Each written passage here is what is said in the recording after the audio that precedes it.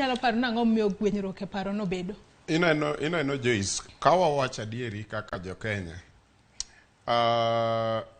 nyalo bet ni in gi kes e court nikech weche mopogore opogore, but kes achiel opogore gi cases 35.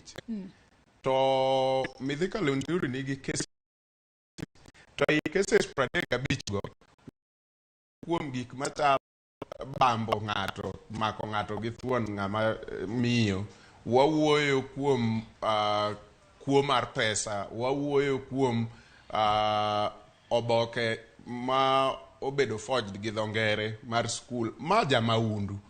Dholuo maler koro nyalo keto ng'ato kaka Mithika Linturi kaka jamaundu.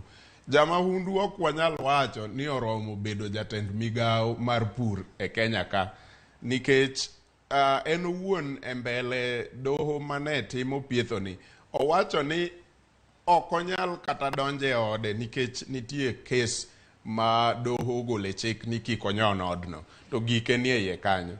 Kopo ni kiny doho chako golo chik ni kik onyon kama kama kata kama kama cha, obro tiyo nang'o, nikech inyalo nyise ni nikech maundu moseyudigo e doho ok inyal dhi ofis kacha mondo itim gik monengo itim, wabro timo nang'o kwadhi nyime. Omiyo aneno ni vetting, mana kaka wakili wache, vetting ok en vetting ma chal gi kuma ne wakwaye waboro e wach vetting.